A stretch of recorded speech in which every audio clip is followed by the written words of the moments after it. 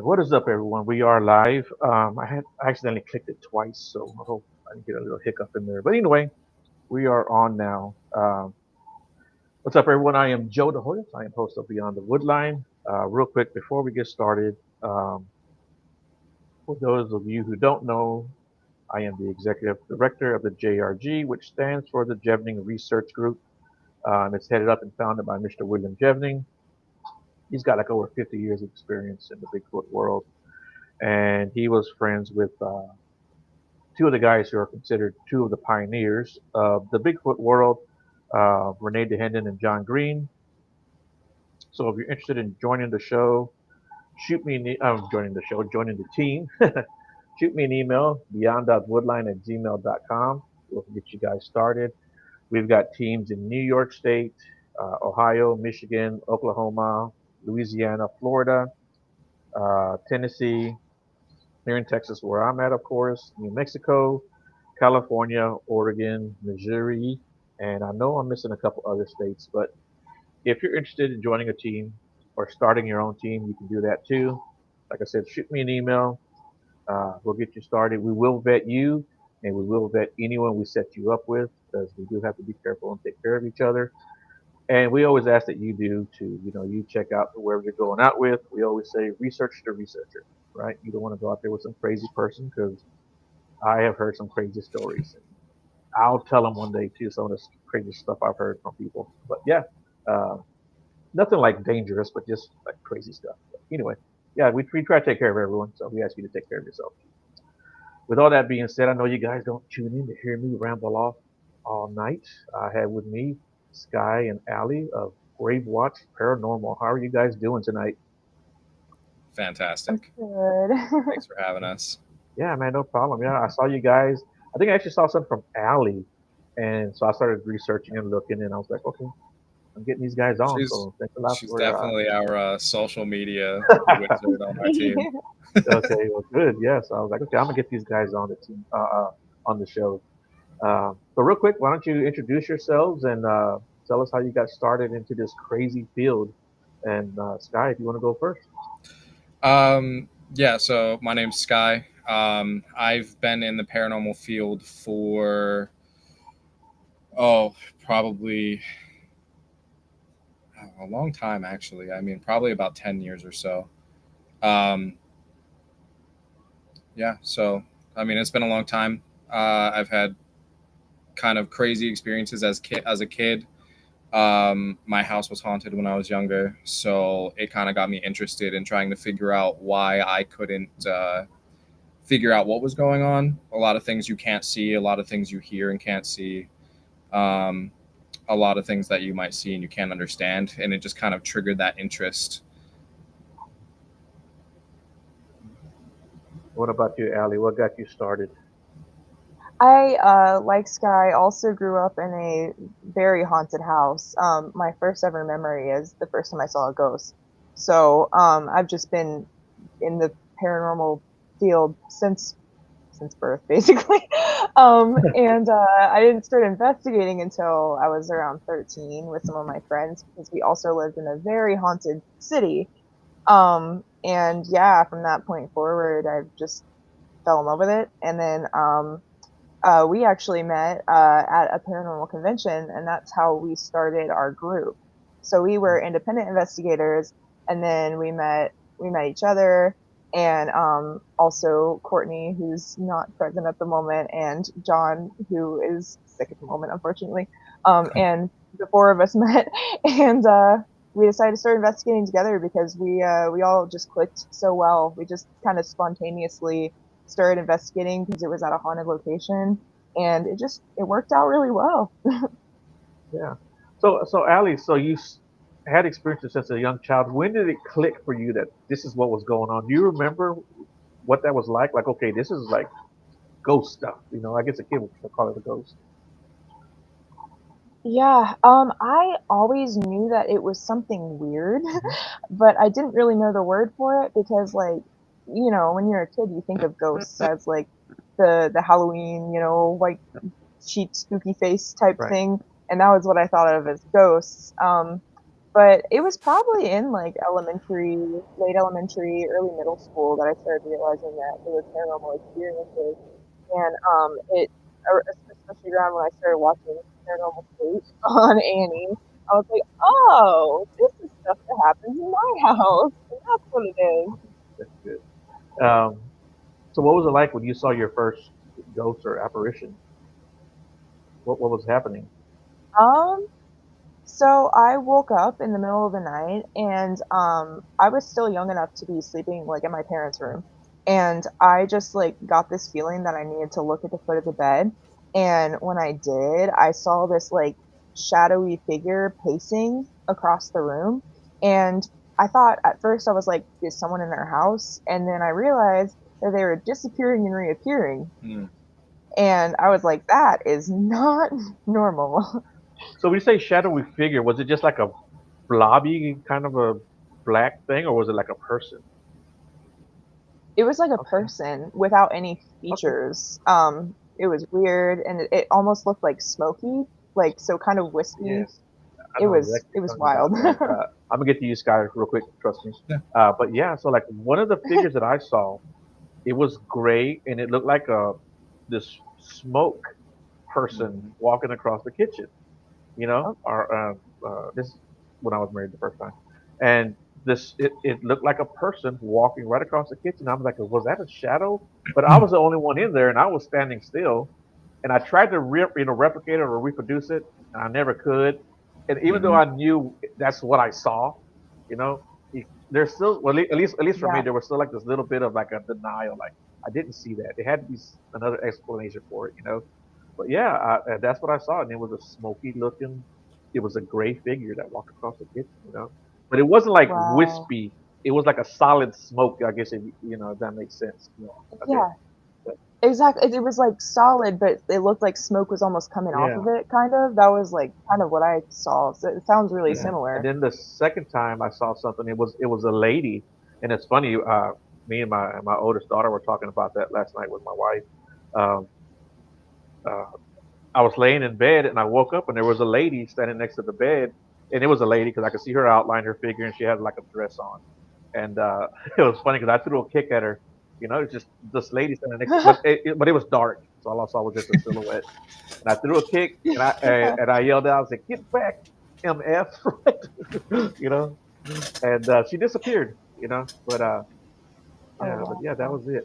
Uh, so yeah, that's kind of crazy. And my oldest daughter, she saw like a black round figure blob that went from one corner of the room to the other corner of the room. So that's where I was Oh my at. gosh. Yeah, Wow. yeah. What about you, Sky? Did you Um, have any of those kind of experiences? so my very first experience, I was actually, I don't remember how old I was, but I was sleeping in my own bed at that point. So old enough somewhere between the age of like 5 and 9 potentially. In my room, we had tents, and well, it was like a little play tent, small little tent. Um, and I had woken up one day just like groggy in the middle of the night and looked over, and then like my tent just started rattling like crazy. Like we had a cat, so I assumed okay, the cat's stuck in my room. Um, and I went over to like let the cat out of the tent because I was like, the cat's just gonna keep me up. And I looked inside the tent and there was nothing there. There just absolutely nothing there. And I walked out, like ran down the hallway to my parents' bedroom, and my cat is sleeping at the foot of their bed. And I was like, I didn't sleep in my bed for like a while after that. I was like, I just don't want to be in there. Like there's something that's messing with my stuff. Um, and then it probably took me until I was in, I would say middle school. I took my first trip to Gettysburg with my family. And I think that Gettysburg was the one place that you kind of go, oh my, like this is definitely what I experienced was paranormal. It wasn't something of the normal or of, this world. Um, uh, just the experiences that you have in Gettysburg kind of change your point of view on so much stuff. So I think that's probably, yeah, like where I started was just from that tent. And I just wanted to understand like what was happening, what was going on. So not necessarily shadow figures, but more just I mean, I hate to say like angry or evil, but it felt that way. It felt like it was trying to scare me. It was intimidating and it did scare me. So, you know, I think that's what kind of triggered me into that. Like, now I want to know now that I'm older. And were there other incidents Sometimes, like that too? No, you sorry. did. Yeah, growing up, so being from Pittsburgh, I mean, Pittsburgh's kind of a pretty haunted place in itself.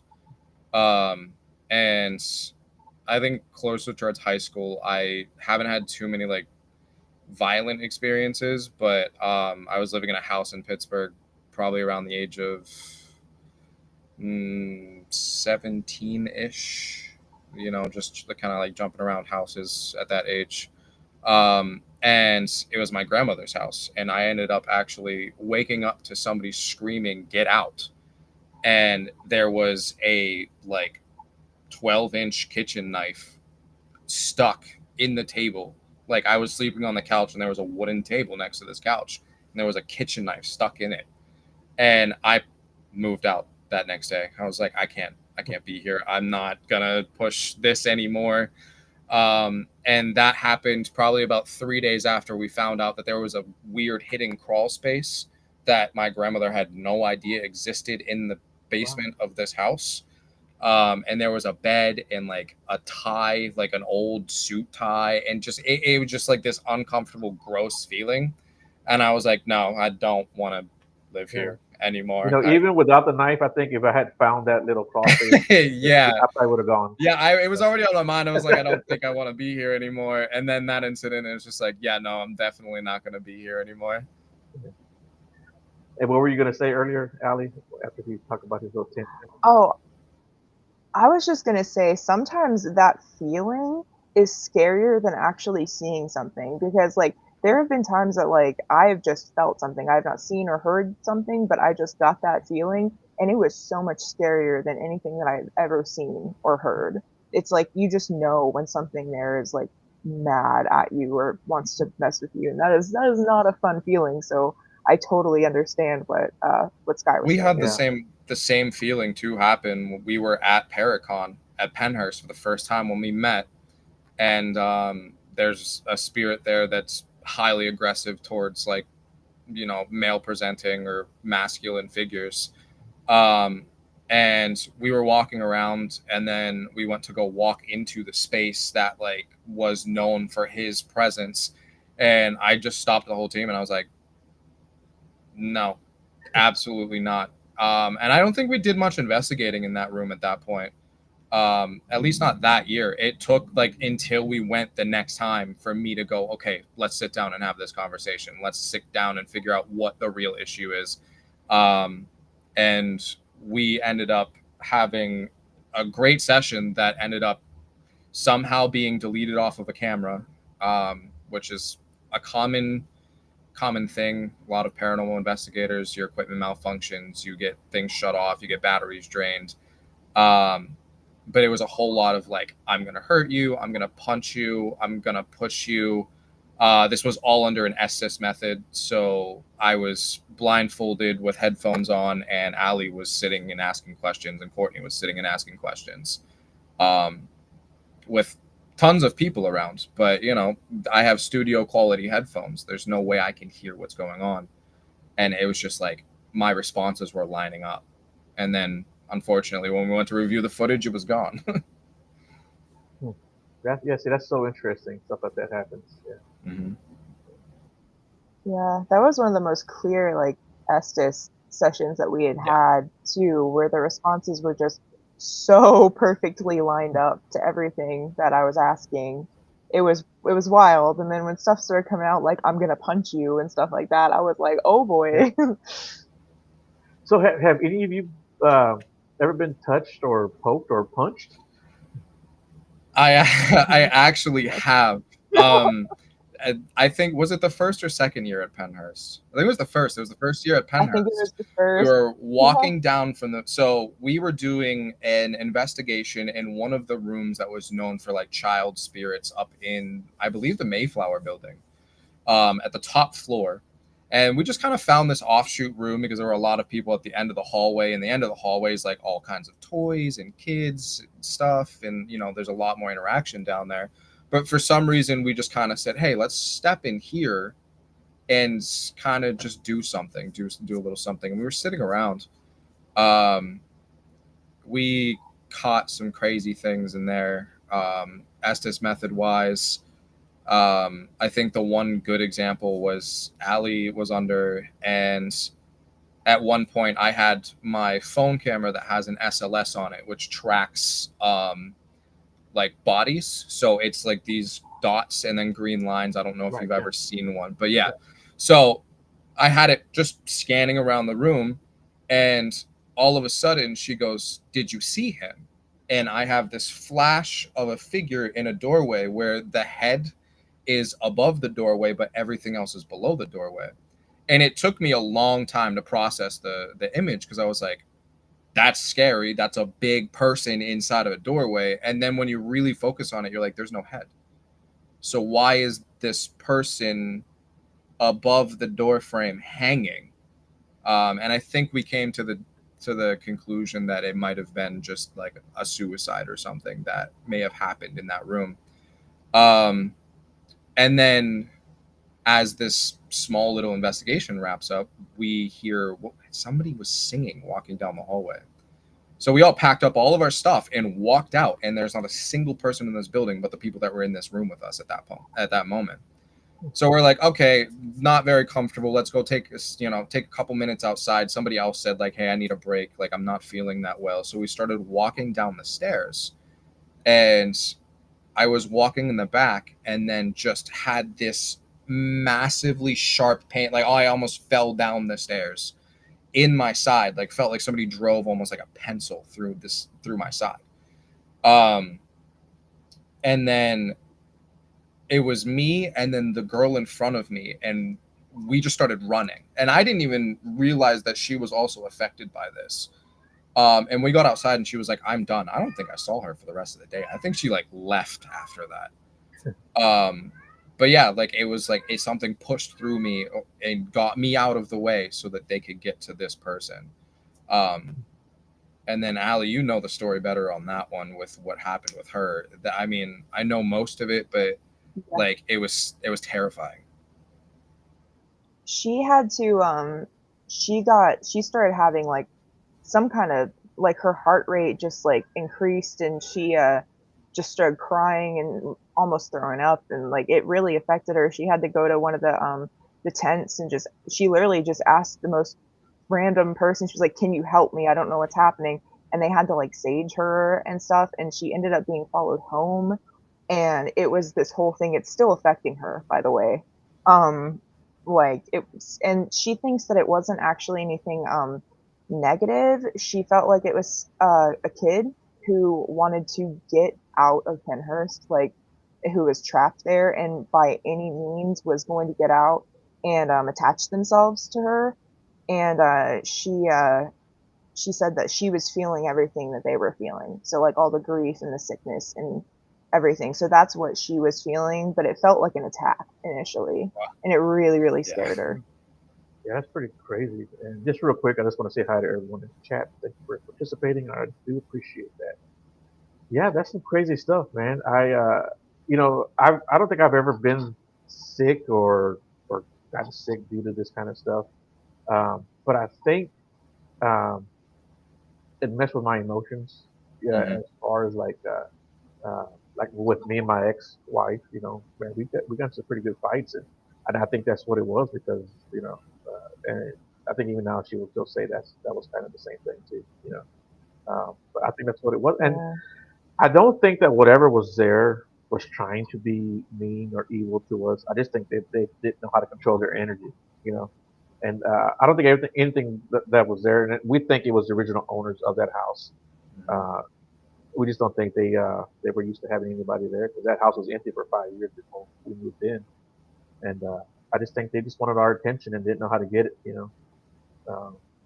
Yeah, I had something very similar, not with emotions necessarily, but almost kind of in the middle where I was very drastically affected by something, and I also felt like it was somebody trying to get my attention, not necessarily like malevolent or anything. But when I was there was a place in my hometown that I used to investigate all the time.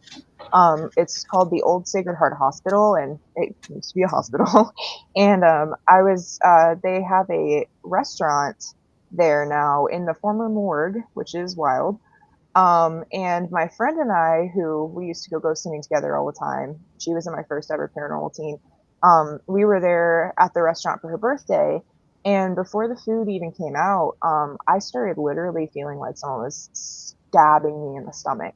And I was like, I thought I was sick. Like, I was like, oh no, I'm gonna go get sick. So I got up to leave, and I literally couldn't walk into the hallway, and I was like doubling over in pain. And she had to help me out, and she helped me out. And as soon as I stepped out of the building, it was like a light switch went off, and it was gone. Yeah. Like, I was And perfectly I've heard fine. that stuff happening And to people too. yeah. Go ahead. I'm sorry. Yeah, I was just gonna say, I thought that, oh, well, maybe I just had like a cramp or something. So I went back into the building, and it happened. It was like, again, like a light switch, just horrible, horrible pain. And then so I went back out, and it was gone again. And I called my mom to pick me up because I was not about to stay there. But I do think, like, I had this feeling that it was like somebody was trying to get my attention, and maybe I was feeling what they had felt because of the hospital. Like, a lot of people died and were injured there, so like it makes sense. So Barbara had a question too. I'm sure she was referring to that young lady we were talking about earlier, or that you guys were talking about. She said, has she gone to someone that could help removing the entity? Do you know if she went to go get help or anything? I think that she has. I actually haven't talked to her in a bit. I'll have to follow up with her on that. But I think that she has, and it doesn't affect her negatively anymore. I don't know if the spirit is still around or anything, but I know that it was affecting her for a while. But I think it's become not as negative now, at the very least. So that's good. Yeah. Do you guys have a protection ritual leaving or going to a place? Yeah, she's got. I think one of the funniest things is last Paracon, Ali actually ended up being a vendor for Paracon, and she had protection charms. And as the like violent tendencies of King towards me were a concern of mine, she had ended up saying, hey, take one of these. And I was doing an overnight investigation at that point, as a part of like the Pennhurst. And I'm going to tell you right now, I don't know what she does and I don't know how she did it, but I had almost zero interaction. Like you still have the feeling, like, you know, it's there, and you know, that there are presences there, but like nothing on camera, nothing on EVP, nothing on, you know, just quiet. Like it was just a quiet night for like 5 hours of just overnight.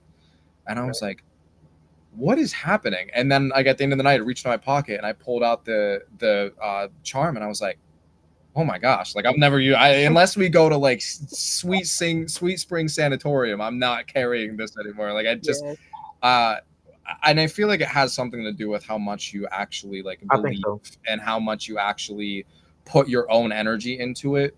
Mm-hmm. And I think that's what it was, is like, our group meshes so well together that we all have that confidence in each other. And so like knowing somebody that I know, as a pagan and being a pagan, and then, you know, Courtney being a pagan, is like, those things are protective.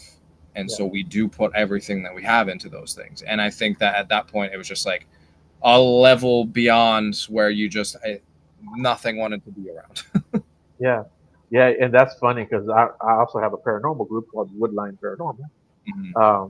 And I don't participate in those going in or leaving ritual. Well, maybe the leaving part, but not the going in protection rituals, because nothing will happen to me. I won't experience anything. So I said, y'all stand over there and do your thing, and I'll wait for you over here. You know? Yeah. Yeah, I've started cleansing afterwards, but not really warding too much going in, because then nothing will happen. So, but I do try to still take like safety precautions in general, like having stuff on hand, obviously, Right, like yeah. cleansing and not provoking anything too intensely or anything like that. But yeah. Yeah, and Angelina has asked twice already to bring Courtney out. So next she'll have a sign that says "Free Courtney." So Free Courtney. yeah. So have you guys ever like been like legit scared? I know you said you felt nervous and scared, or and of course the crawl space, but on an I investigation, have you guys ever been like scared? I think almost every investigation there is a moment that you kind of second think, why are you here? What are you doing? No, and it's even like I think the most profound way to describe that is even at Paracon when there are thousands and thousands of people around you and you just walk into a certain room and it stops you. And I mean, there's like 18 people standing around you, and it just stops you in your tracks. And there's just something, it's like almost instinctive, like something in your mind tells you and your body just stops and you just go, I'm not walking in there. I think one of my most profound moments was with Courtney. We went on a ghost tour in Philadelphia. And I was like, okay, well, we did the ghost tour, we learned all the history, whichever. And then I was like, let's go back by ourselves and just kind of sit and feel, you know? There's an old restaurant in Philly. It was a while ago. I'm not 100% positive on the name of it, but I do know it's shut down because of COVID. So it's no longer functioning. Nobody's inside. It's just empty. It's gone. One of the paranormal, or one of the stories of this place was that there was a wedding that was happening and the bride was on the top floor. And I guess there ended up being a fire that ended up killing the bride and a few other people, and burnt down the establishment. And Courtney and I were sitting on the front step, and I looked at her and I was like, not trying to be weird, but like, do you smell that? Like, I mean, we're in a city, so like there's all kinds of smells going on, but like it was that distinctive wood burning smell. And then she goes, yeah, I do. And then we hear two really pronounced, like it was almost like somebody was stomping on the floor from above us. We swiftly left that location, um, and went to there was a bank, um, and somebody had like passed away or something in this bank, um, and then that was kind of like that uneasy feeling of like you just don't feel right about the situation. Um, and then I can't remember where the other place was, but there was a set of stairs that go down to a basement that used to be like a little speakeasy bar, I guess. Soldier, like war times, right? So like soldiers would go down there and like have drinks and whichever. And one of the soldiers was disobeying commands and ended up just being shot dead by, I guess, a commanding officer, right? So I walked up to the staircase because I was just like, okay, well, I want to look down the staircase. It's night, so I mean, clearly things are dark, but I think Allie can attest to it that there is a dark from night, and then there is a dark that's just darker than that you just can't, like, it's pitch black, and it twists your insides. And that was probably one of my most scared moments I've ever, like, I couldn't step within like 15 feet of this staircase. I didn't want to look down. I didn't want to see. I didn't want to be near it. And I tried several times. Like we sat on the stairs off to the side, and I was like, I'm gonna try again. Every time I walked over to it, I couldn't push myself past a certain point. Like it's just, there's moments where you're just like, no, absolutely not.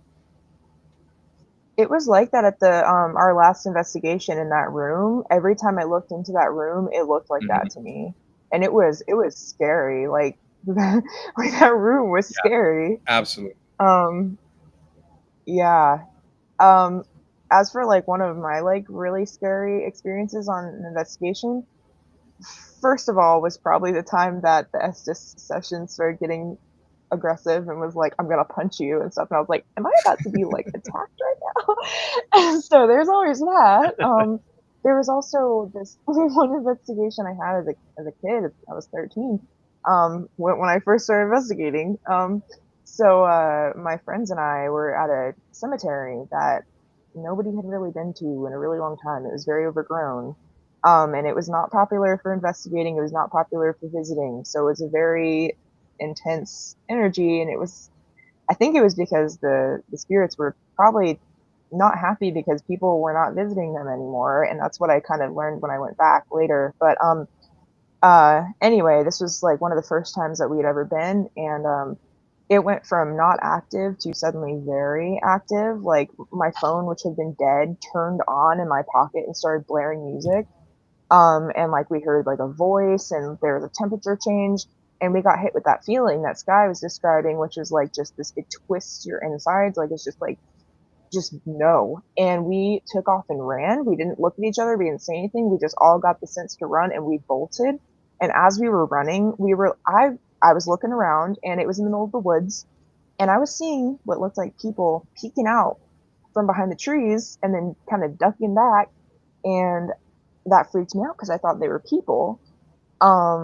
But when we got to the car, I was like asking my friends, I was like, did you guys see that? And they were like, do you mean the people that it looked like peeking around from behind the trees? I was like, okay, so it wasn't just me who saw that.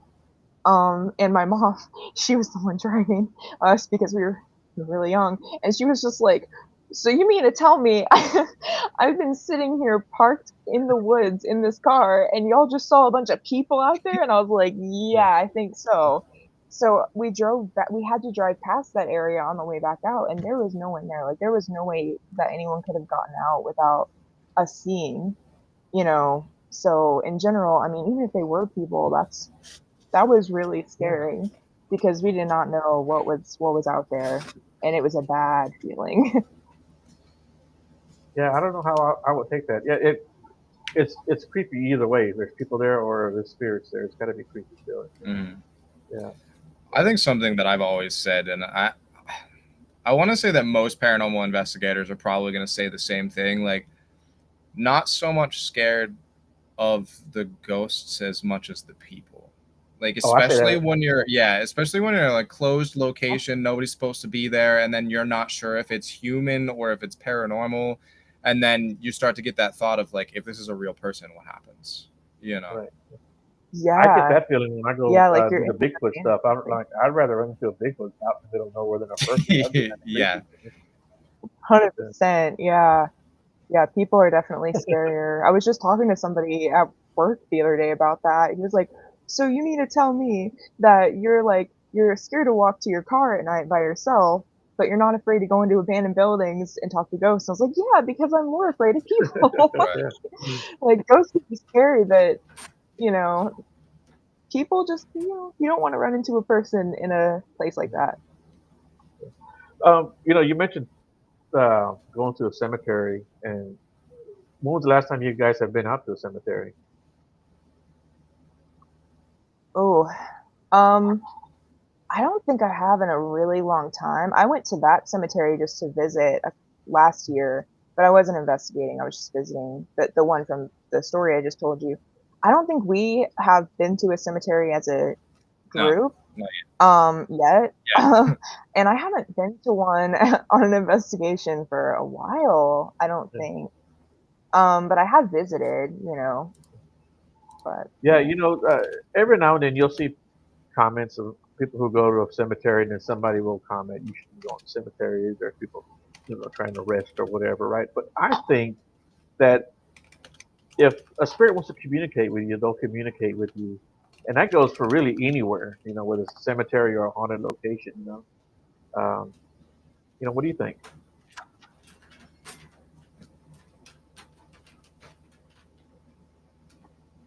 oh, sorry, my computer glitched.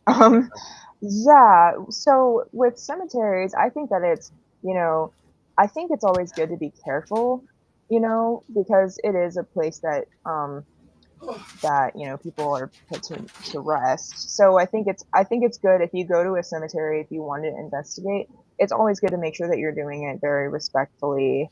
And I think part of why maybe the ghosts got kind of mad at us when we were like 13. We weren't trying to be obnoxious, but we were 13. So if we heard the slightest noise, we were like, oh, and that's not very peaceful. And they, just kind of want to be at peace. So it's always important to respect that. And that is part of the reason why I don't go to cemeteries a lot for investigations, just because I want to be careful, where I'm going.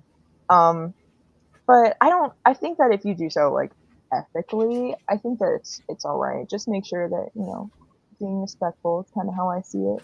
Yeah, I agree with that totally. You know, when Sky was talking earlier about, like batteries draining and stuff like that, or equipment not working, we were out doing an investigation. It was a Bigfoot investigation, and it was an area that a friend of mine, he had a sighting, and that's become one of our main areas that we go and search now. And we both had, he had a pack and I had a pack of the, I don't remember if it was a double A or the triple A, but the big packs, I don't know, it was like 18 or 24 in them or whatever. And I had a monocular with infrared, and it took like 2 batteries, right? And we went through both packs because none of those batteries worked.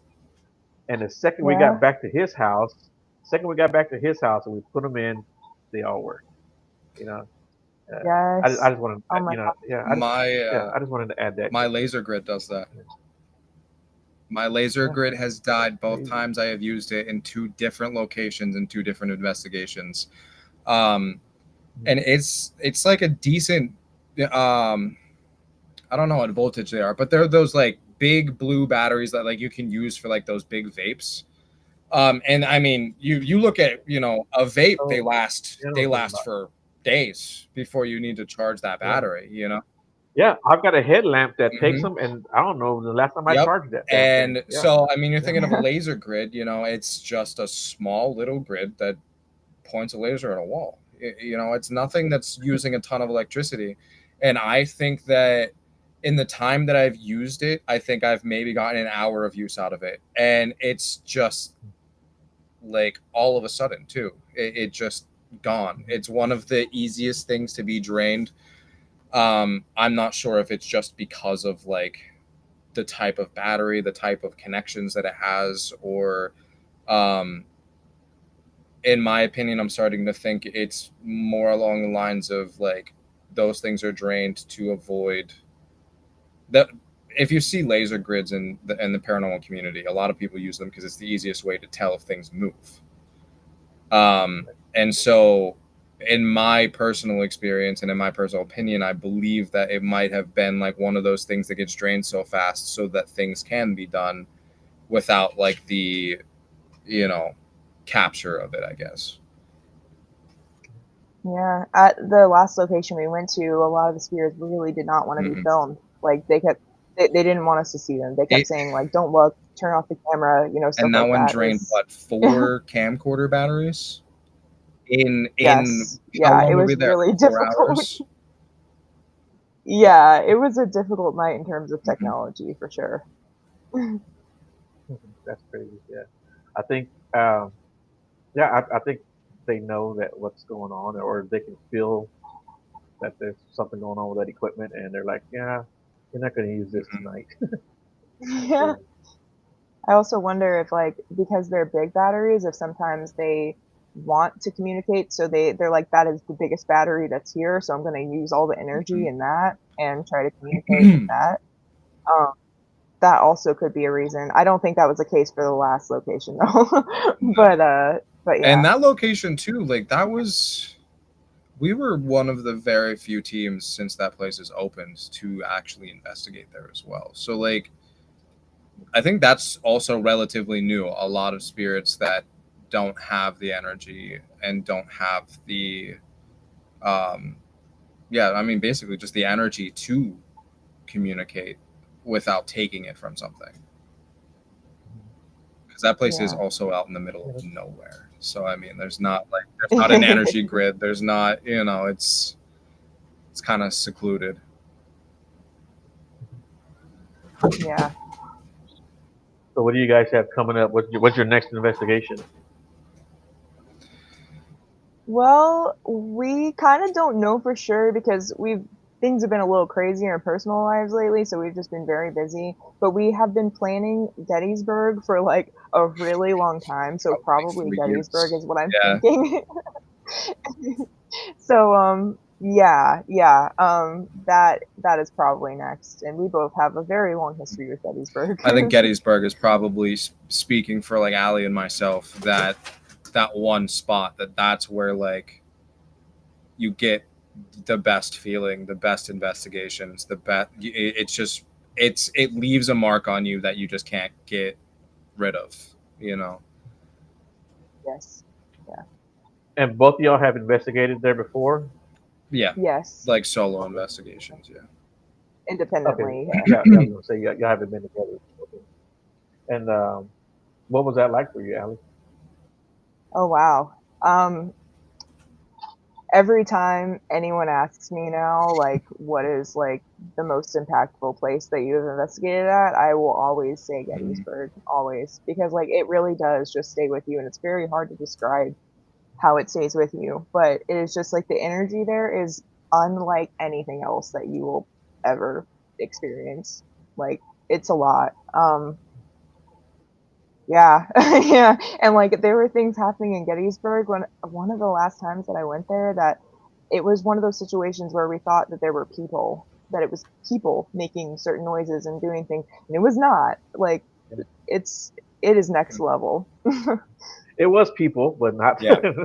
Yeah, There were people, they just were no longer living. yeah. There you go. Yeah. Yeah, I think that connection. I think yeah, like Gettysburg. It's not just like the energy that's there, but you can see it, you can feel it, you can hear it. It's everywhere. You can't escape it. You know, a lot of these hospitals, they're renovated and they're rebuilt, and some of the hospital beds they're just put back in, and they've been cleansed or whatever goes on in those things.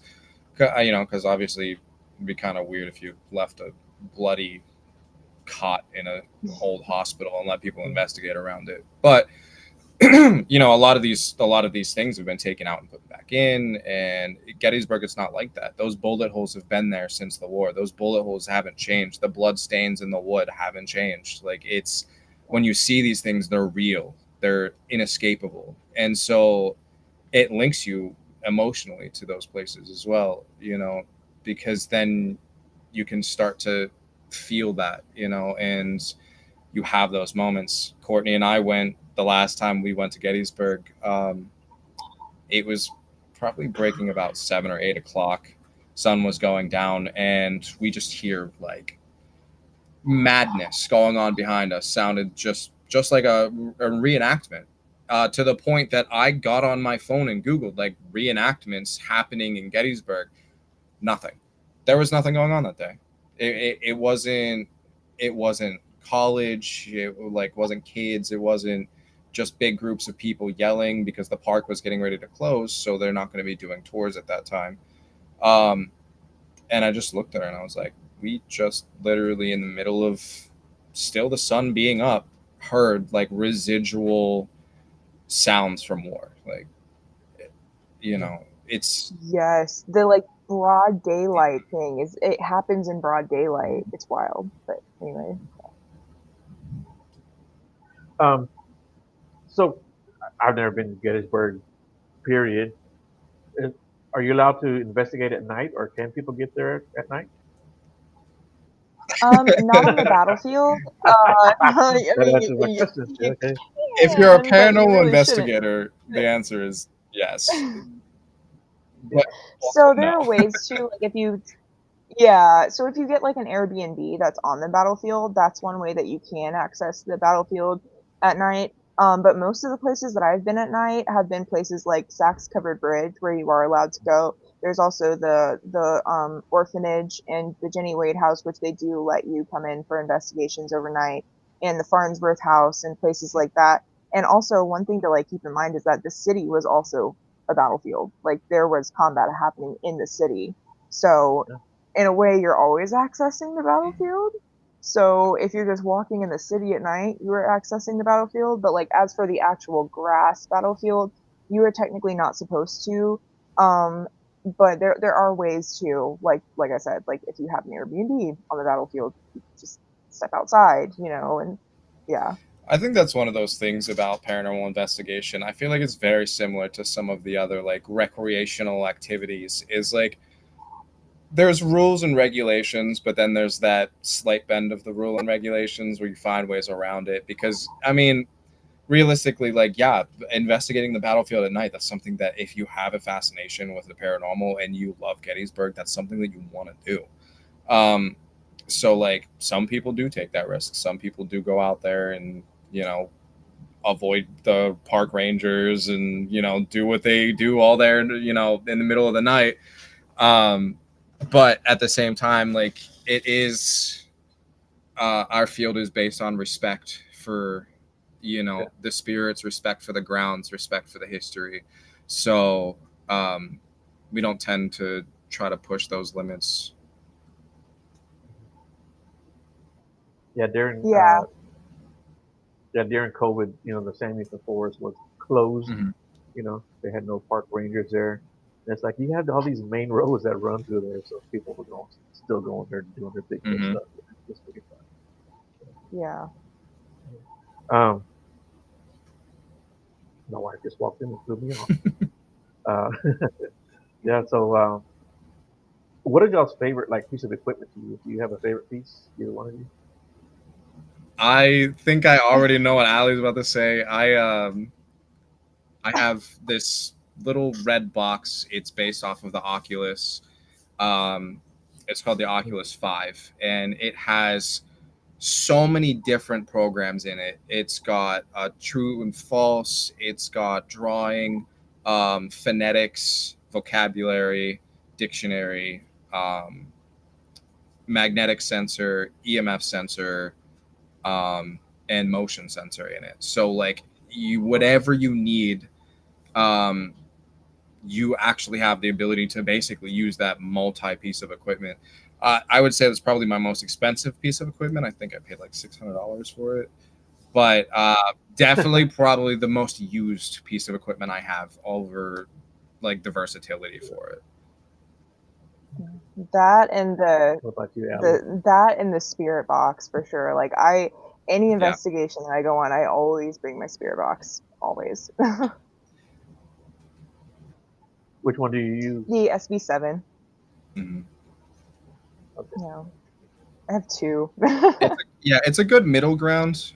I think when you go up from the SB7, then it gets a little pricey and a little and then like sure you might be paying for better quality, but at the same time it's like the SB7 does what you need it to do.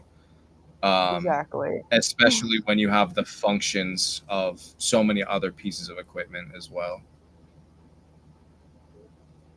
When I first got into the doing investigations, this is probably right around 2019, paranormal investigations. I went to Mineral Wells, Texas, to the Haunted Hill House. I don't know if you guys have heard that place, but the Haunted Hill House is big here in Texas.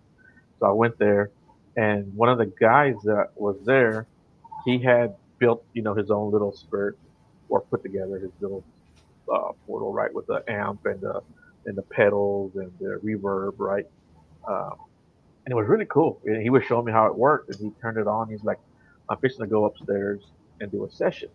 He said, and I said, okay. I said, "Can I go with you?" And right through the box, you hear a voice says, "Come up." Yeah. Oh my god, that was pretty cool. That is awesome. Yeah. I love like immediate. And he said, "Well, they said come up." So, yeah. He said, "Well, they said come up, so let's go do it." So that's pretty cool. I think the other one of my favorite pieces of equipment also would be like the digital recorder. We have gotten quite a few things, and I think it's the trying to decipher what you're hearing sometimes, because it's definitely something's there, but then it's the what is there. And I think that piece of equipment gets a little bit more exciting as you get better EVPs, because sometimes you hear mumbles, sometimes you hear whispers, sometimes you hear coughs, but then sometimes it's just night and day clear as somebody was standing in the room with you you have a camera running, nobody was speaking, and then all of a sudden you catch this EVP that's just like, hey, I'm here. And I think that like those are the things that as a paranormal investigator we chase, is that next big piece of evidence, like that justification that we're doing what we're doing because it's real and it's true. And then it's validating to our experiences as well, of what we've gone through. Yeah, absolutely. You know, yeah, I was gonna say in that old house that we lived in, my son took the recorder that I use for Bigfooting, you know, and he took it into his room, and he's like, "Is there anybody here with us?" And you hear a voice go, "Yeah," Oh my god. and that was like that freaked him Yeah. out so bad. Yeah, Oh my gosh. that's pretty. We funny. got one Yeah, that freaked him out. at the last place that we went to that was wild. Like, we found some things in the wall of the building, which it's really hard to explain like how we were able to see into the wall, but basically the building is sort of very old and still having renovations done. And there's like a almost like a hole that you can like look down into like the side of the wall. It's kind of hard to explain, but we looked in there and we saw a doll and a cross. And I don't remember if this is before or after we got this EVP, but we got it. We asked, what did we ask, Sky? We asked a question. So I believe I think it might have been after, because it was before, because we went back and we looked before we left. We were asking, as we had stated, these spirits did not want to communicate. They didn't want to be on camera. They didn't want to talk. They were being like suppressed, and you would get these spirit box responses that were like, can't talk, don't want to talk, go away, be quiet. A lot of shushing, like just shush. Like that was a big thing that we got responses from. And then at one point we were like, did you like die here? Did you pass away here or something like that? Did something happen here? Did something bad happen here? And we got a response, and it was like, yes. Or are you trying to hide something? I think is what it might have been. And then it was like, look in the walls or don't look in the walls or something like that. And so we were like it made you sick. It was that feeling of just like you got twisted and you're like, what is in the walls? Because the person who owns the location had found human bones, found various other things. This place has an intense history of several different, it's 700 years old or something like that. It's like ridiculous. Yeah, it was like from the 1700s. Yeah. Like, yeah. But so yeah, and then sorry, like, yeah, so there was that. There was when we were getting cues to look in the wall, and then there was the like crystal clear EVP that like said not the wall, not the wall, not the wall, like just kept repeating it and like so clearly, like repeating it back to back, like exactly as I said it. Now I have goosebumps again. yeah, like it was, we were like, should we look in the wall? I think that was what we asked, because we had been getting stuff about there's something in the wall, and so we were like, should we look in the wall? And we heard not the wall, not the wall, not the wall. It was a child's voice. Yeah. And it was so clear too, which was just wow. Yeah. That's pretty cool, guys. Man, I wish I could talk longer, but we're already coming up at the end of the show. You guys done a great job. You guys got a lot of stuff to talk about. I'll have to have you guys back on for part 2, and then we can have Courtney on too. Yes, free Courtney. Yeah, we'll have Courtney on. Yeah, free Courtney. Yeah. Well, shoot, man. If you guys want to give us any kind of contact information, any of your social media, feel free to do it. Absolutely. Sure. Yeah.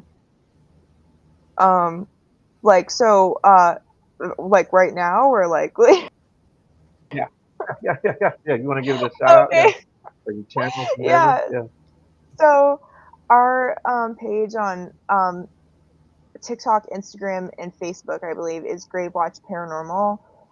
For my personal one, it's Spooky Alley Cake. So like Spooky Alley, ALLIE, and then cake, like a cake. And yours is, I believe, Gravewatch _ Cerberus. Yes, I think I think so. for Yeah, Instagram. Yeah. not much on And there then yet, but Courtney. there will be. Yeah. Yeah. So, yeah, I know you gave me some to put in the description, so it's in the description if anyone is interested. And Sandra says, awesome show. Yeah, they did great. And then Barbara. Sandra's like my oldest listener. She's been with me forever. And then Barbara says, thanks everyone, good show. Yeah, you guys did awesome, man. It's really great having you guys Thank you, on. appreciate it. If you guys ever have anything you want me to share or promote for you guys, just send it to me. Absolutely. I'll be happy to share it for you. Yeah. Or just tag me in it, whatever. I'll share it for you guys. And everyone else, thanks a lot for participating. And Mr. Nobody, you joined at the very end of the show, buddy. I'm so sorry. But everyone else, thanks for participating in the chat. As always, you guys do a great job. And tune in next Monday. Don't ask me who I have on. I never know who I have on. I never know who I have on. I always focus on the current guest. That's what I focus on. Yeah. But yeah, man. Yeah, you guys stay in touch. Like I said, if you ever need anything, man, reach out. Absolutely. Hit me Absolutely. up. Don't be Hopefully, shy. we'll get back out there and start getting some more investigations done. You guys need to come to Texas, man. I'll show you some cool stuff. That would be cool. Absolutely. Maybe we'll go find a Bigfoot. Yeah. Courtney would love that. She would love that. Okay. Cool. That's it. Well, cool, man. You guys don't go anywhere. Hold on. Everyone else, you guys have a great night.